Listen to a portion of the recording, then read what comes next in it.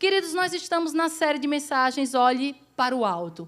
Todo começo de ano, nós gostamos de começar com uma série de mensagens da qual nós vamos olhar para Deus e olhar para aquilo que é importante para Deus. Não que nós não fazemos isso ao longo dos meses, mas é nesse mês especial, aquele que você coloca as suas metas, as suas prioridades, aquilo que você quer conquistar no ano, nós precisamos parar um pouco e olhar para aquilo que Deus quer que nós façamos de uma maneira mais intencional. Na semana passada, nós declaramos o Salmo 121, elevo os meus olhos para o monte, da onde vem o meu socorro vem do Senhor que criou os céus e a terra, e nós fomos convidados a fazer desse cântico, Salmo 121, a nossa oração.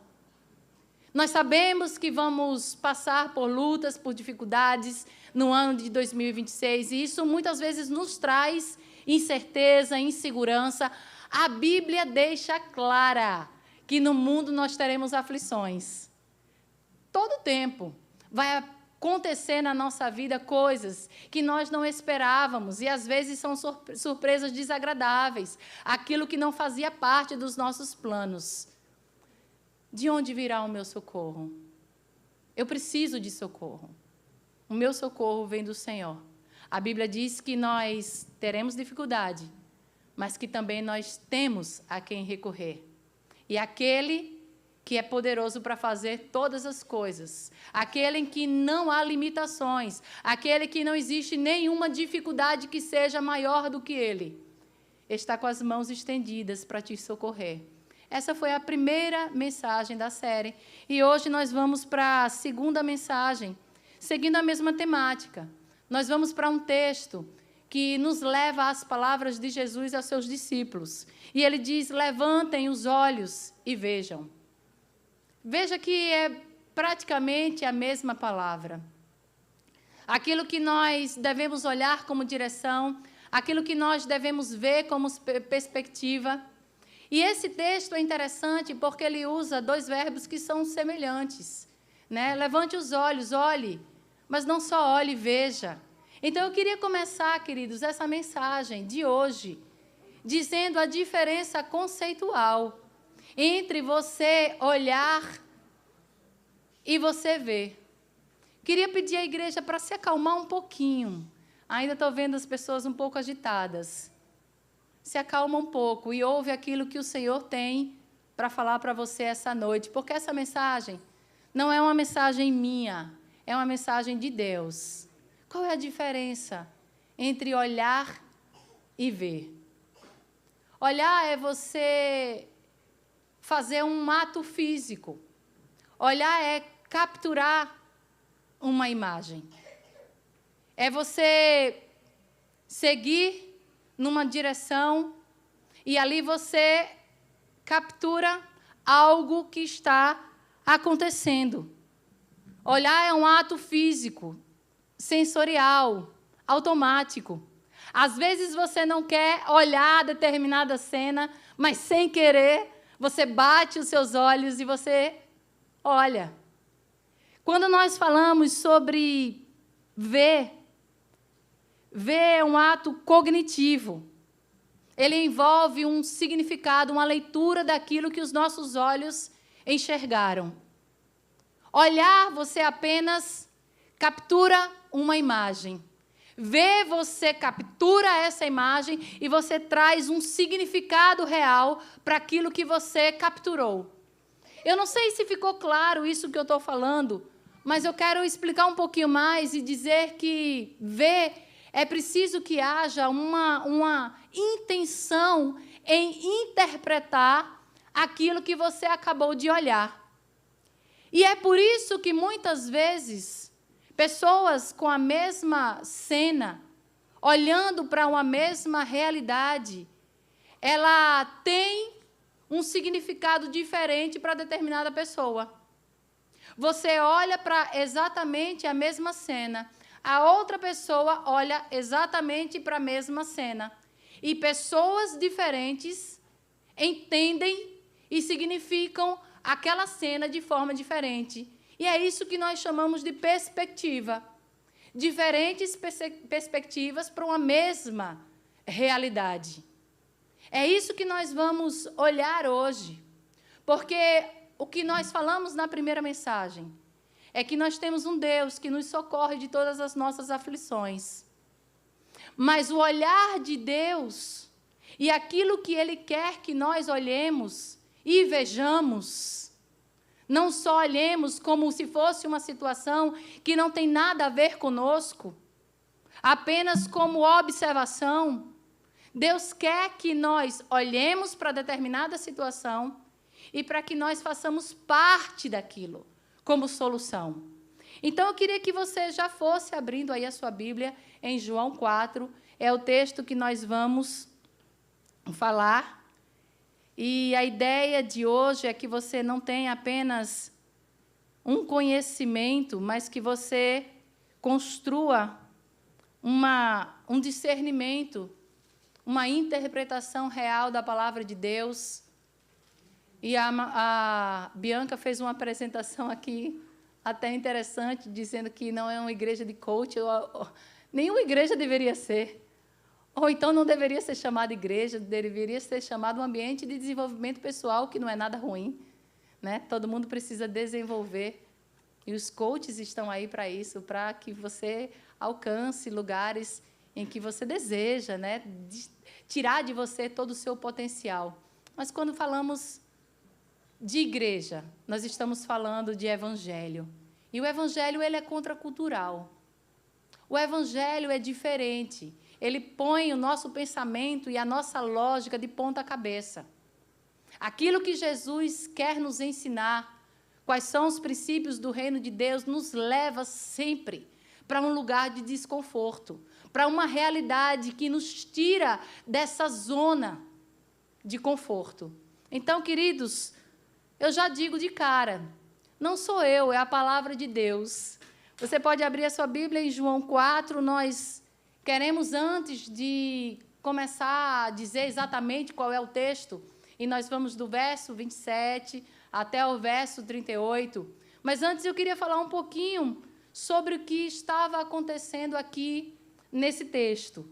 O cenário é Samaria. A Samaria é uma região que ela fica entre a Judéia e a Galileia. A Samaria era um lugar evitado pelos judeus, por conta do seu contexto histórico. Para os judeus, a Samaria era um lugar que eles preferiam evitar, e se eles tivessem que seguir esse caminho, eles preferiam dar a volta do que pisar os seus pés na Samaria. Acontece que todo esse preconceito não é somente religioso, mas é étnico. Os samaritanos, eles são descendentes de um povo considerado misto e, por isso, impuro. Lá no antepassado, o reino de Israel foi dividido em reino do norte e reino do sul. O reino do norte foi invadido pelos assírios, e uma das palavras que Deus colocava como requisito para o seu povo era que o povo, os israelitas, o povo de Deus, não se misturasse, não se casasse, não fizesse aliança, não tivesse descendentes com outras nações. Por quê? Porque, obviamente, eles iriam se misturar e a sua fé também se misturaria.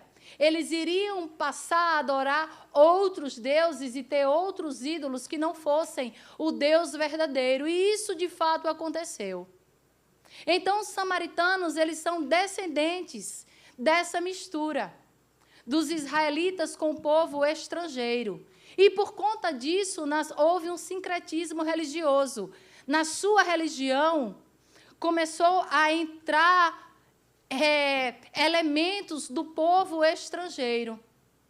Obviamente, eles consideravam a lei de Moisés como as escrituras, o Pentateuco, os 5 primeiros livros, como sua escritura, mas também eles não aceitavam outras escrituras que os judeus tinham ali como sua escritura, como a verdade da palavra de Deus. Não só isso, mas eles também ignoravam que deveria cultuar no templo em Jerusalém, e eles levantaram o seu próprio templo no Monte Gerizim. Isso é um absurdo. para os judeus. Lembre-se que nessa época, os israelitas e agora os judeus consideravam o templo de Jerusalém o lugar da presença de Deus. Quando eles iam orar, era para o templo que eles iriam orar. Quando eles iam oferecer sacrifício, era para o templo que eles iam. Um judeu, onde quer que ele estivesse, quando ele se ajoelhava para orar, para fazer as suas 3 orações do dia, ele se voltava para Jerusalém. Você vê isso acontecendo lá em Daniel, por exemplo, quando ele é proibido de orar e ele se volta para Jerusalém. Mas os samaritanos não. Os samaritanos, eles construíram o seu próprio templo. Então, era um conflito étnico, religioso, histórico. Mas, mesmo assim, quando você vai no comecinho do capítulo, você vai ver o texto dizer, João dizer, que era-lhe necessário passar por Samaria. Mas, para fazer aquele caminho, era necessário passar por Samaria? Não. Era necessário Jesus passar por Samaria. Isso estava escrito na agenda do céu. É interessante que muitas vezes nós pensamos, né, como coisas acontecem. Talvez se eu não tivesse casado com tal pessoa, talvez se eu não tivesse frequentado tal igreja, eu não tivesse essa marca no meu coração, talvez se eu não tivesse me aberto para ter uma amizade ou fazer uma aliança. Mas tem coisas que são necessárias nós passarmos. Porque é uma agenda do céu. Nunca iremos saber. Um dia desse eu estava pensando, uma pessoa me fez uma pergunta e disse assim, Thaisa, se você pudesse voltar no passado, o que você mudaria? Eu falei, olha, eu acho que eu não teria feito odonto.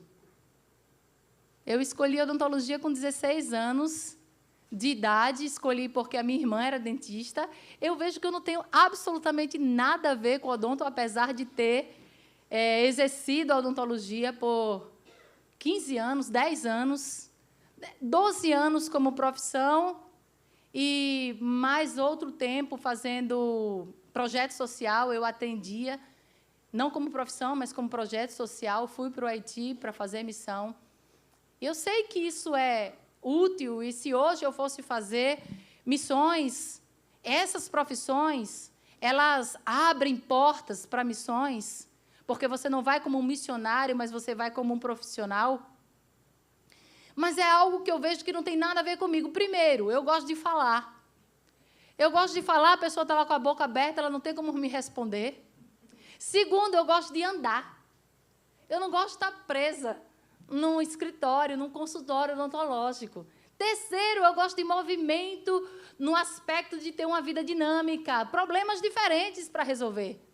E ali era a mesma coisa. Se viesse uma restauração, você isola, dá anestesia, espera, faz a restauração, é tudo igual. Então, eu olhando para esse processo, eu vejo que não tinha nada a ver comigo, mas foi nesse lugar em que eu conheci a pessoa que me levou para Jesus. Foi nesse curso em que eu tive ali o meu primeiro encontro com o povo de Deus, que eu comecei a participar da vida da igreja, em que eu fui acolhida nessa família de fé. Então, muitas vezes, as coisas nos acontecem. E você pensa, poxa, eu mudaria isso, mas já estava escrito nos céus. Aquilo ali estava fazendo parte da agenda de Deus. E é o caso de Jesus. Jesus, ele vai para Samaria porque ele quer ir para Samaria. Existe uma agenda ali para ele cumprir. Não vai só, mas leva também os seus discípulos. E chegando ali naquele lugar, na aldeia em Sicar, ele para e ele manda os seus discípulos seguir para dentro da aldeia, para que possa comprar suas necessidades básicas, comida. E ali ele espera num poço. De repente, vem uma mulher. Não era esperado, naturalmente, que alguém ao meio-dia, sol quente, fosse ali para buscar água. Aquela mulher, vocês conhecem a história? Aquela mulher era uma mulher que vivia em isolamento. Ela tinha uma vida moral da qual as pessoas não queriam se aproximar dela. As mulheres não eram suas amigas, porque ela tinha uma má reputação. Era uma mulher que foi casada por 5 vezes e agora morava com uma pessoa que não era o seu marido. Além disso, ela era uma mulher samaritana. Então, é pouquíssimo provável que um homem se chegasse para falar com ela se não tivesse segundas intenções, ou que um judeu considerado uma pessoa com uma fé pura fosse se envolver de alguma forma em algum diálogo com uma mulher desse tipo. E é esse jeito que nós falamos das pessoas. Esse não é o tipo de amizade que você pode ter. Esse não é o tipo de pessoa que nós queremos que faça parte da nossa igreja. Esse não é o tipo de jovem que nós queremos que se misture com o nosso jovem. E Jesus começa a dialogar com aquela mulher. Um grande exemplo para nós de evangelismo. Não é o texto que nós vamos falar, mas eu quero que você se coloque na cena e que você imagine Jesus com tantos afazeres, com multidões seguindo, com multidões querendo dele algo. Ele desvia o caminho, passa por Samaria para se encontrar exatamente com essa mulher. E João ele vai nos mostrar a progressão dessa conversa. E o elemento que Jesus usa para estabelecer uma conexão com essa mulher é justamente a água. Aquela mulher tinha ido àquele poço para pegar água. Jesus ele começa a falar com aquela mulher sobre água. A primeira coisa que ele fala é: você pode me dar água? Porque no evangelismo é assim, querido. Se você não sabe como evangelizar, aqui está um grande exemplo para nós. Você precisa encontrar um ponto de conexão da sua vida com a vida daquela pessoa. Não tem? Tem alecrim dourado. Você não é tão especial assim que não tenha nada para conectar com uma pessoa. Jesus ele vai estabelecer esse diálogo e ele começa a dizer, falando sobre água, mas o que na verdade ele queria falar é sobre uma fonte de água viva, uma água que apaga o passado, que lava você por dentro, uma água que te traz um refrigério, que te traz uma nova esperança, uma nova vida, uma água que aponta para um futuro de paz, para um futuro de esperança. E ele começa a se identificar, e o texto, se você estiver acompanhando, ele vai dizer claramente que ele é o Messias. Você não vai ver essa declaração de Jesus de uma forma tão explícita como ele faz para essa mulher. E ali ele diz que ele é o Messias, e diante desse fato, nesse exato momento, no auge dessa revelação, os seus discípulos, aqueles que foram para a aldeia comprar pão, agora eles voltam. E é aqui que nós começamos o nosso texto. Eu queria que você acompanhasse versículo 27. O texto vai dizer assim: nisso chegaram os seus discípulos. Em que momento? No momento em que Jesus estava dizendo que ele era o Messias. E se admiraram de que ele estivesse falando com uma mulher. Contudo, ninguém perguntou: o que queres saber? Ou por que falas com ela? Então, deixando o seu cântaro, a mulher voltou à cidade e disse ao povo: venham ver um homem que me disse tudo o que eu tenho feito. Será que ele não é o Cristo? Então saíram da cidade e foram para onde ele estava. Enquanto isso, os seus discípulos lhe pediam: Rabi, come. Mas ele lhes disse: tenho algo para comer que vocês não conhecem. Então os discípulos disseram uns aos outros: será que alguém lhe trouxe comida? Disse Jesus: a minha comida é fazer a vontade daquele que me enviou e concluir a sua obra. Vocês não dizem? Daqui a 4 meses haverá a colheita. Eu lhes digo: Levantem os olhos e vejam os campos. Eles estão maduros para a colheita. Aquele que colhe, recebe seu salário e ajunta fruto para a vida eterna. De forma que se alegram juntos o que semeia e o que colhe. Assim é o verdadeiro ditado. Um semeia e o outro colhe. Eu os enviei para colher o que vocês não cultivaram. Outros realizaram um trabalho árduo, e vocês vieram a usufruir do trabalho deles. Assim diz a palavra do Senhor. Vamos orar?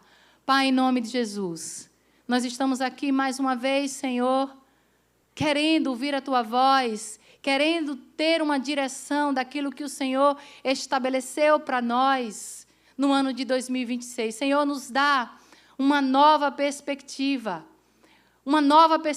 dos céus, Senhor, para aquilo que nós devemos empenhar o nosso tempo, empenhar os nossos recursos, empenhar a nossa prioridade, Senhor. Fala com o Teu povo de maneira sobrenatural, audível.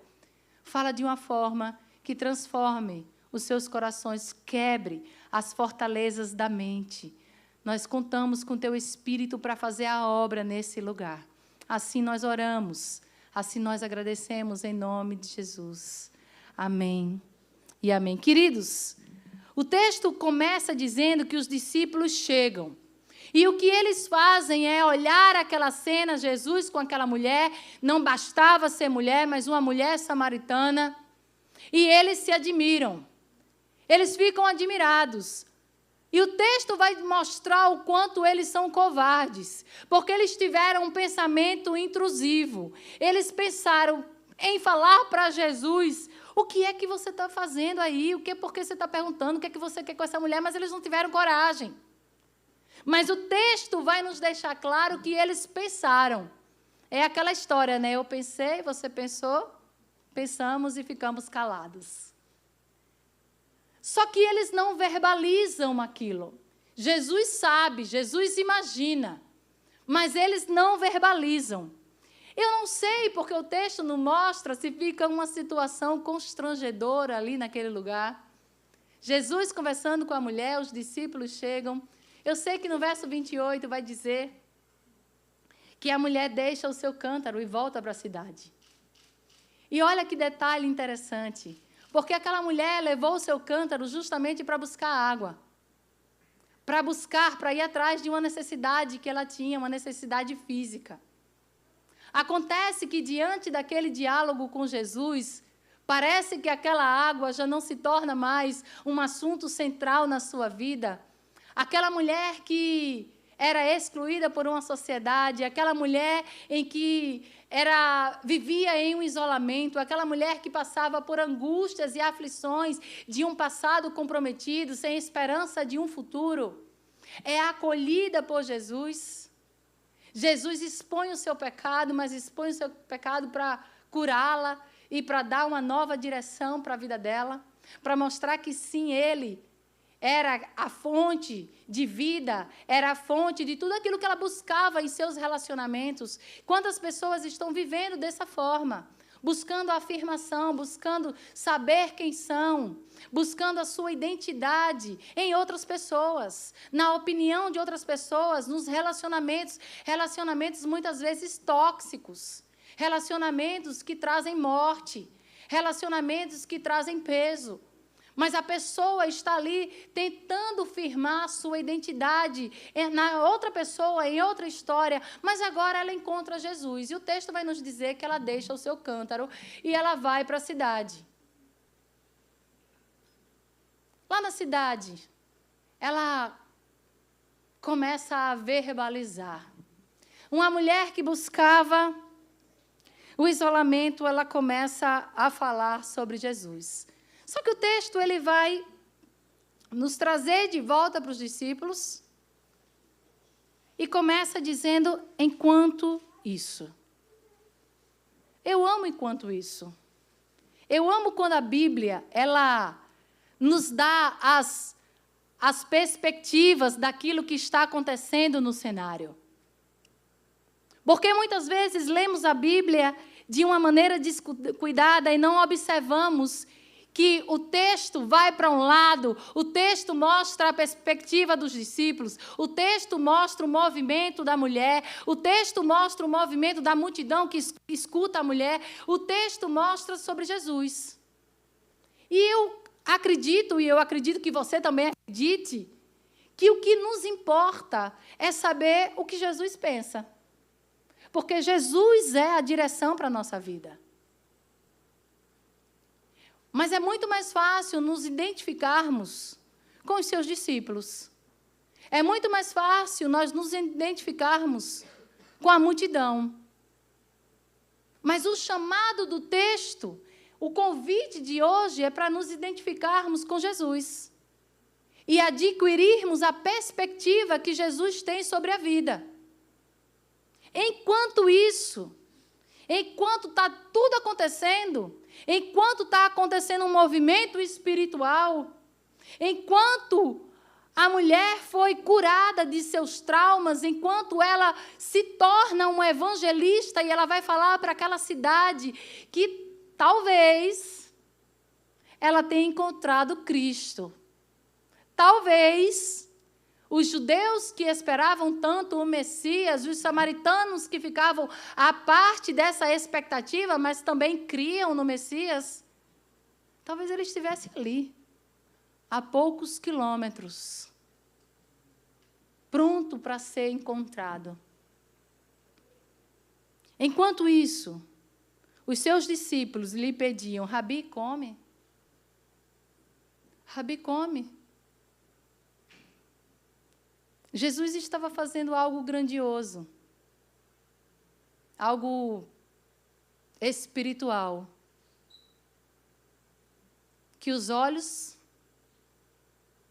estavam vendo a cena, mas era preciso ajustar um pouco a lente para conseguir entender o real significado daquilo. Mas os discípulos, eles estavam presos no material.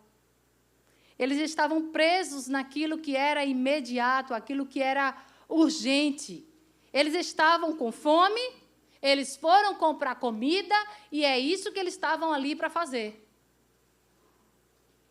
Eles estavam olhando por uma perspectiva absolutamente natural.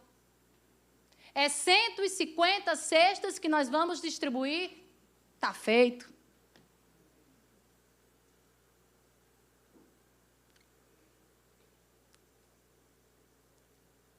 Mas Jesus responde: eu tenho algo para comer, que vocês não conhecem. Então os discípulos disseram uns aos outros. Esse bicho covarde, né? Tem nem coragem de perguntar para Jesus. Começaram a falar uns para os outros: será que alguém lhe trouxe comida? Claramente, os discípulos de Jesus não estavam na mesma frequência de Jesus. Claramente, eles não estão na mesma sintonia que o Mestre, na mesma sintonia com o seu Senhor. E Jesus, mais uma vez, usa uma palavra para estabelecer uma conexão e um ensino com os seus discípulos. Com a mulher samaritana, ele usa a água e agora ele vai usar a comida. O que ele diz é: a minha comida é fazer a vontade daquele que me enviou e concluir a sua obra. O que ele estava querendo dizer para aqueles discípulos é: não, ninguém me trouxe comida. Não é dessa comida que eu estou falando. Nós sabemos e nós estamos em jejum, cada um com a sua forma de fazer jejum. O que comida significa para nós? Comida para nós significa força, fortalecimento, energia. Muitas pessoas vieram me perguntar no privado: pastora, eu não consigo ficar com abstinência de alimento, porque eu trabalho pesado, porque eu preciso de comida para me dar força. E essa é uma realidade, essa realidade não está sendo ignorada por Jesus. Tanto é que ele envia os seus discípulos para buscar comida. Mas comida não é só fonte de energia. Comida também é satisfação, fonte de satisfação. Você já tentou fazer o jejum de Daniel? Você não passa fome, não, você pode comer. Você come legumes, frutas. Mas, menino, que coisa difícil. Hoje eu fui servir um café da manhã e não para de ter comida na minha casa, né? E eu, assim, tão borocochô, comendo aquela salada. É difícil porque a comida é fonte de prazer, é fonte de alegria. O pessoal que está tomando monjaro, vocês estão percebendo que eles estão um pouco mais tristonhos? Tem um filézão assim na sua frente, uma picanha, você só consegue comer um taquinho e fica cheio. Oh, tristeza! Mas Jesus, ele está tentando ensinar para esses discípulos que não só de pão vive o homem. O que ele está dizendo é que existe um alimento que não se compra em nenhum mercado. Existe um alimento que você não vai encontrar na sua geladeira, que você não vai encontrar disponível nos restaurantes. Existe um fortalecimento que não vem de comer uma comida natural, aquilo que entra na sua boca, que não vem também de um descanso. Existe um prazer, uma satisfação, uma alegria, que não vem do consumo, que não vem do entretenimento, que não vem de ganhar mais dinheiro. E não que isso não traga alegria, mas é uma alegria que é passageira, porque o dinheiro é caro. Se o seu dinheiro é como o meu, ele parece o Sonic, né? Quando ele entra na conta, você vai, cadê? Não tem mais. Jesus, ele está dizendo que existe uma satisfação que é mais profunda, uma alegria, uma energia, uma plenitude maior do que aquilo que os seus discípulos conhecem. Porque os seus discípulos estão envolvidos na dinâmica da vida e tudo que eles querem e se empenham é para que eles possam comer, para que eles possam beber, não só sobreviver, mas viver, ter prazer na vida, ter alegria, ter entretenimento. Mas que existe algo que os discípulos não conhecem, mas que Jesus conhece. Que é a comida de fazer a vontade do Pai. O texto vai dizer que essa satisfação, ela é produzida através da obediência, de saber aquilo que Deus quer que você faça e fazer. E o texto vai nos dizer que a vontade de Deus, ela é feita na vida de Jesus, porque ele veio para fazer isso, ele veio para completar a obra, e a sua fonte de satisfação é justamente fazer a vontade do seu Pai. Queridos, quando a nossa fonte de satisfação, preste atenção se a sua vida, ela não é guiada por aquilo que satisfaz a sua alma. Aquilo que você estabelece como valor, aquilo que você estabelece como um bem maior para a sua família, é aquilo que vai ser prioridade para você. É aquilo que você vai correr atrás todos os dias. Obviamente, se a sua fonte de satisfação está em alguns elementos dessa terra, a sua prioridade vai ser essa. E o que Jesus está dizendo é justamente isso, que a fonte de satisfação vai mudar. Quando você conhece a vontade de Deus. E se sua fonte de satisfação vai mudar, as suas prioridades também vão mudar. Quando nós nos alimentamos de obedecer a Deus, nós passamos a viver para o reino de Deus. E para os princípios que são estabelecidos no reino de Deus. É por isso que, a partir desse momento, o texto vai começar a se mover na direção de prioridade. Na direção em como esses discípulos deviam enxergar a vida, as suas perspectivas, a sua prioridade. E ele vai dizer uma frase que parece ser desconectada do texto, mas que não é desconectada. No verso 35, você vai ler a seguinte frase: vocês não dizem, daqui a 4 meses haverá a colheita? Eu lhes digo, levantem os olhos e vejam. Os campos, eles estão maduros para a colheita. Jesus está dizendo para os seus discípulos e para nós nessa noite que nós costumamos dizer que ainda nós temos tempo, que as coisas precisam mudar para que nós façamos a vontade de Deus, para que nós obedeçamos aquilo que Ele já nos entregou como direção.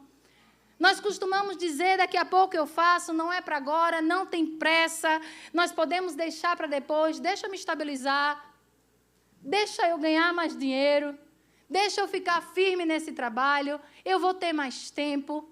Nós costumamos usar dessas frases para dizer, olha, a colheita não é só daqui a 4 meses. Deixa a gente relaxar um pouco. Alguém já arou a terra. Alguém já semeou. Nós estamos no tempo de espera. Ainda temos tempo para frente. E Jesus ele vai dizer, levantem os olhos e vejam os campos. Nesse momento, a multidão dos samaritanos estão vindo em direção a Jesus. E ele olha para aquelas pessoas e ele pede para os seus discípulos olharem para aquela multidão e enxergarem aquelas pessoas como a colheita que deveria ser feita. Vocês esperavam, discípulos, que fosse ser de outra forma, mas era necessário que eu passasse por aqui, era necessário que eu encontrasse com essa mulher, era necessário que essa mulher tivesse a vida dela transformada, e aquilo que eu e você não vamos alcançar, porque nós não vamos para dentro da aldeia, ela se tornou uma evangelista, e agora, olha só, existe uma multidão que está caminhando em direção a Jesus. Os seus discípulos conseguiam enxergar isso? Não. Jesus encoraja os discípulos a colocar a mão no arado, de 3 maneiras. E todas elas envolvem recompensa. Todas elas. Em primeiro lugar, o trabalho na colheita sempre será recompensado. O texto vai dizer, aquele que colhe, recebe salário. O que essa frase quer dizer, querido, é que não existe nada que você faça para o reino de Deus que você não seja recompensado por isso. A recompensa vem do Senhor. Pode ser que você ache que o seu trabalho é insignificante, que ninguém está notando, que você não tem um reconhecimento, que você não é uma pessoa pública, que pessoas não chegam para dizer muito bem, você tem sido fiel, nós temos sido abençoados pelo seu trabalho. Pode ser que ninguém veja nada, que ninguém diga nada, mas o Senhor está vendo o seu trabalho e a palavra dele diz que aquele que colhe, aquele que coloca a mão no arado, vai receber a recompensa. Aquele que colhe, recebe salário. Deus não é injusto para esquecer daquilo que você faz com amor. O que é feito para trazer pessoas para Cristo nunca é desperdiçado. Nunca. Eu já contei aqui, mas como a igreja, cada ano é uma igreja diferente, dá para contar de novo. Eu lembro que, lá no comecinho da minha conversão, eu ainda ficava com certas crises, né, que eu vejo hoje, pessoas ficarem. Então, a crise era, eu dava carona para um tanto de dentista, e ia tocando música. Eu ficava pensando, poxa, se eu colocar uma música cristã aqui, eu vou ficar meio estranha. Essas pessoas vão achar que... gente, hoje é moda. Hoje todo mundo canta hino, todo mundo canta tudo, todo mundo acha que é crente. Mas na minha época, Não é 25 não, é lá atrás. Era um negócio esquisito você ser crente. Tinham feito lavagem cerebral na sua cabeça. Não era algo que é status, todo mundo quer se batizar, como hoje em dia. Batismo, 1 milhão na praia, foto. Não, primeiro que era horrível, a gente usava uma bata branca, que vinha até aqui assim. Eu me batizei grávida do Vinícius. Então, era uma visão num rio sujo. Então, não era algo que a gente queria postar, não. Nem existia isso de postar. E se existisse, era low profile. Ninguém ia postar aquilo, não. E eu lembro que eu ia com essa crise, né?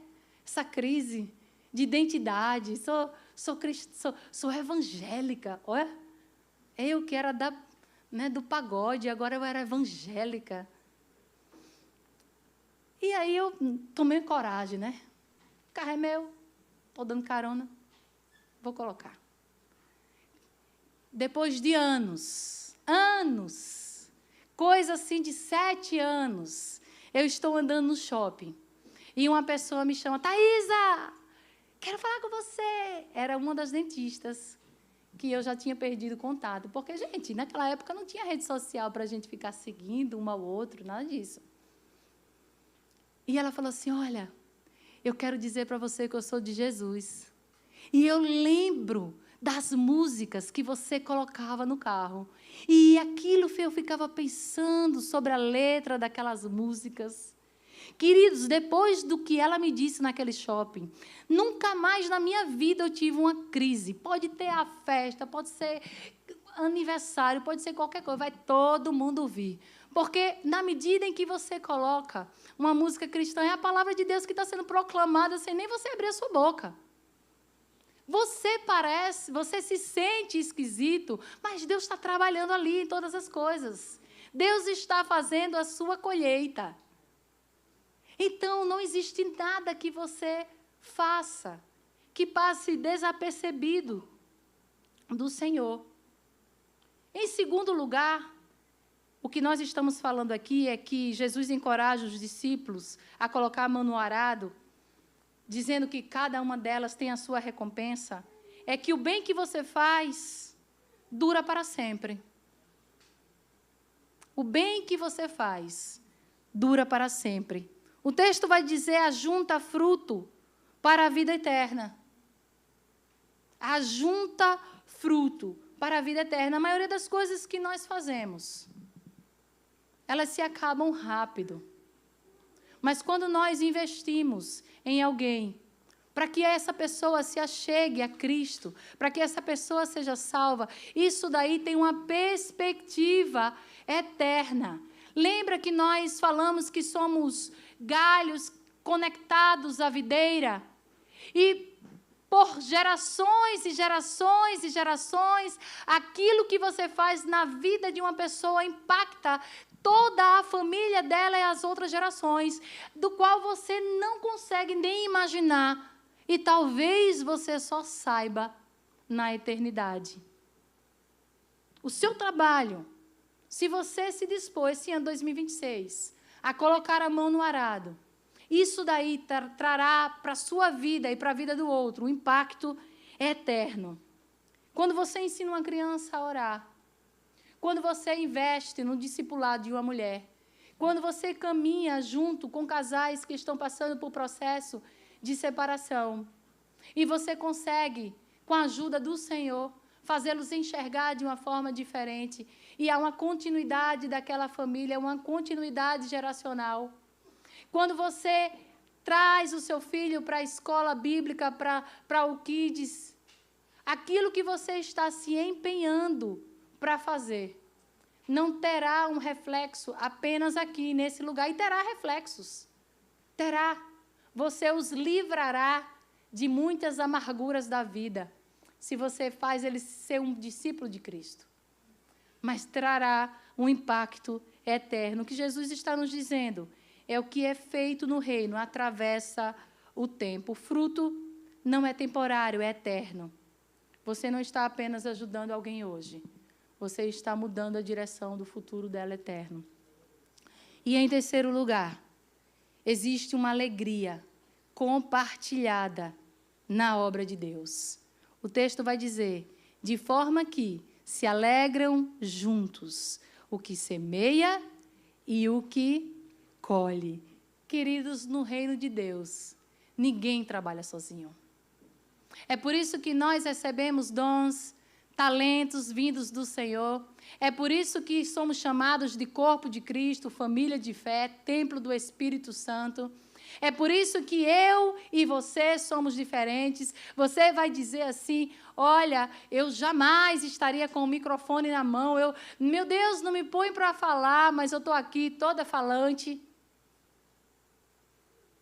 Mas, em compensação, eu não canto. Que bom, né?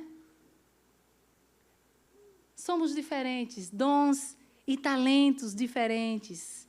Pessoas que trabalham em áreas diferentes, evangelistas, pessoas que estão no campo missionário, estamos aqui contribuindo financeiramente, orando por ele, pessoas que estão evangelizando nas estradas, pessoas que estão carregando as cestas, enquanto outros estão de carro em carro orando, pessoas que estão ali no som, outros estão na câmera para que exista um alcance maior da palavra de Deus, pessoas que arrastam cadeiras. Não existe trabalho que seja inútil para o Senhor, não existe.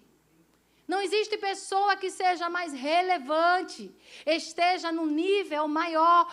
Todos nós somos discípulos, a todos nós foi entregue uma missão, a mesma missão, mas com funções diferentes. E quando nós entendemos isso, trabalhamos juntos nessa colheita, existe uma alegria. Coisa boa é ver a igreja de Cristo cumprindo a sua missão. Maravilha quando nós batizamos pessoas, a igreja se alegra. Você pode não ter dado uma palavra para aquela pessoa, mas você se alegra junto. Essa é a nossa recompensa. Verso 37 diz, assim é verdadeiro ditado, um semeia e o outro colhe. Eu os enviarei para colher o que vocês não cultivaram. Outros realizaram um trabalho árduo e vocês vieram usufruir do trabalho deles. Queridos, missão é equipe. Missão é time. Missão é corpo.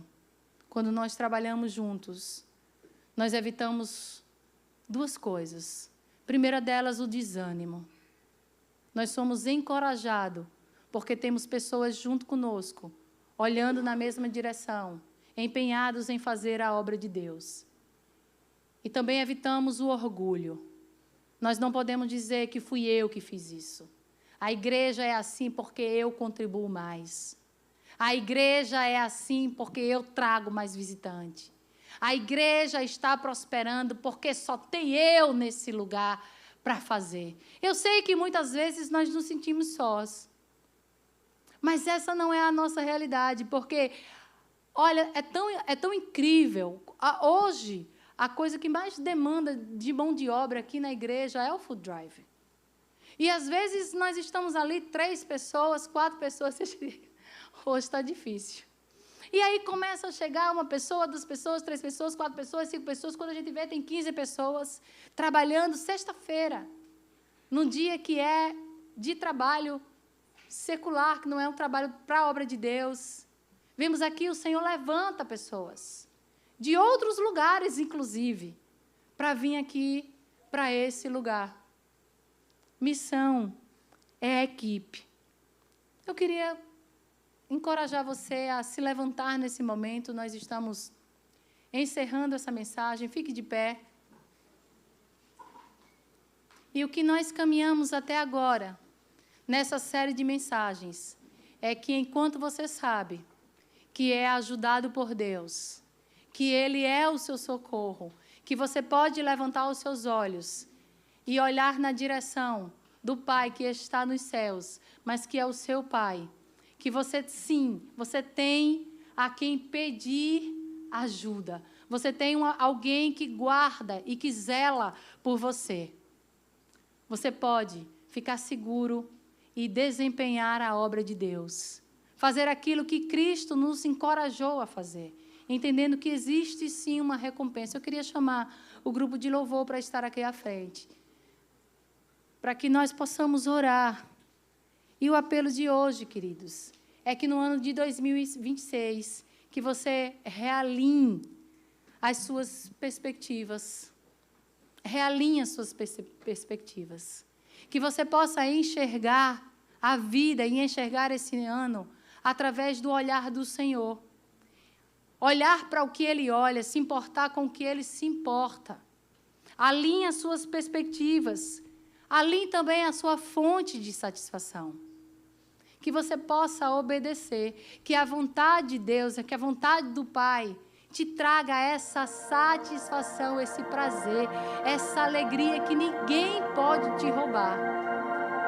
Mas não só isso. Não só perspectiva, não só fonte de satisfação, mas realinhe as suas prioridades. O meu desejo é que você vá para casa hoje, pensando, o tempo é agora. Não pense que quando você tiver com mais dinheiro, ou mais estável, ou com mais tempo, ou talvez com mais conhecimento. Talvez você não se sinta preparado emocionalmente, espiritualmente. Talvez você precise confessar ainda alguns pecados, deixar alguma coisa na sua caminhada, para que você consiga correr essa carreira com mais liberdade. Jesus, Ele não está olhando para nada disso. Ele diz, levante os olhos e veja. Não fique aqui como um mero espectador daquilo que Deus está fazendo.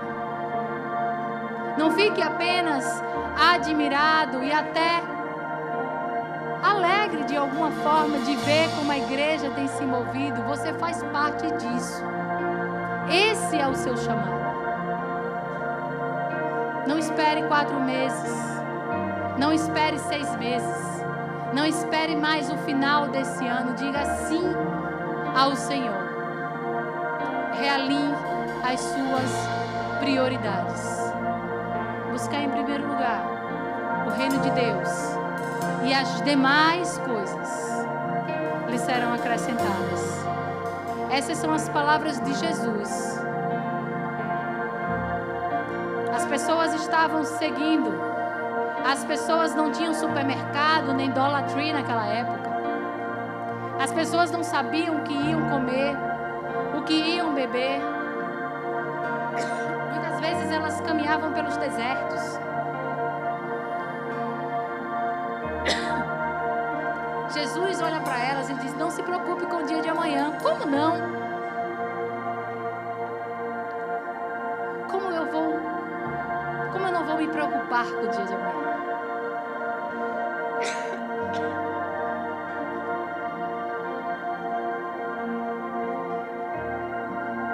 O seu Pai que está no céu, Ele sabe cada uma das suas necessidades. Eu queria orar com você. Deixa eu chamar o pastor Jorge para orar.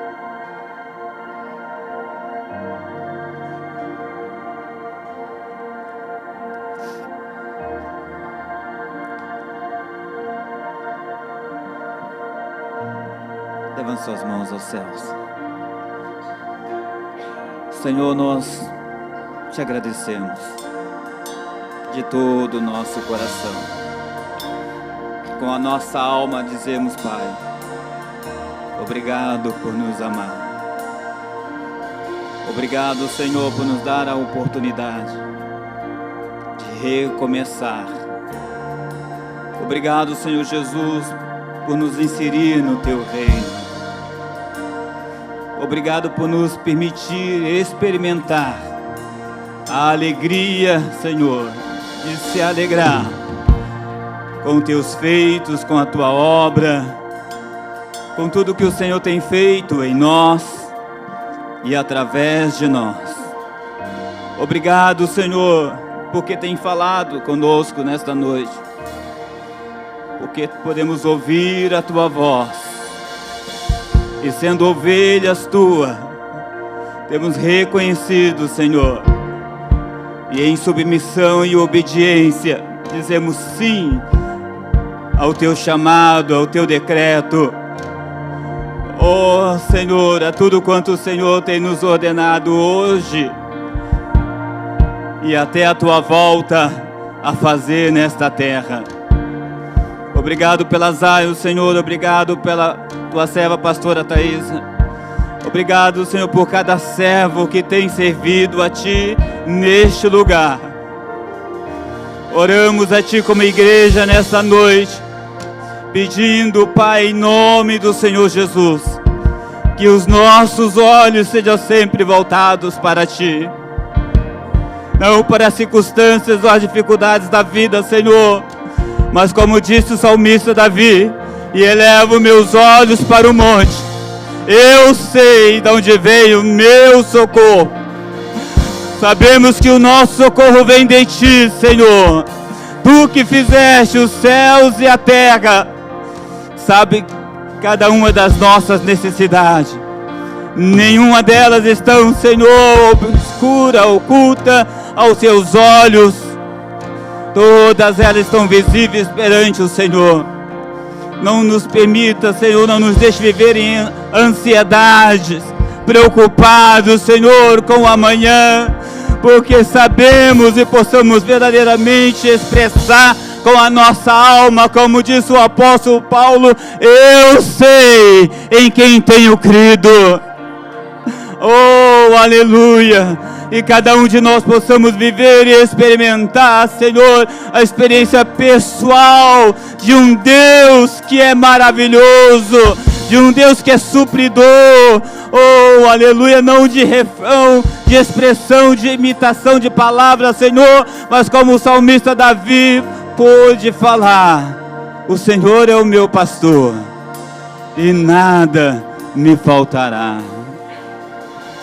Nos permita, Senhor, experimentar a cada dia, ser guiados pelo Senhor, levado a beber das águas tranquilas, Senhor, a ter a nossa alma refrigerada pela Tua presença, a ver, Senhor, que os campos, os pastos estão verdes. Oh, aleluia, que os nossos olhos sejam abertos, Senhor, todos os dias, e ver a manifestação da Tua glória, os livramentos que o Senhor tem concedido a todos nós. Que a igreja do Senhor, que esta igreja, o Teu povo, Senhor, a Zion, possa viver a cada dia as Tuas promessas, Pai. No nome do Senhor Jesus nós oramos. Aleluia, agradecemos por tudo, porque o Senhor, aleluia, é o nosso cuidador, é o nosso pastor. Em nome do Senhor Jesus oramos e agradecemos. Aplauda o Senhor. Aleluia.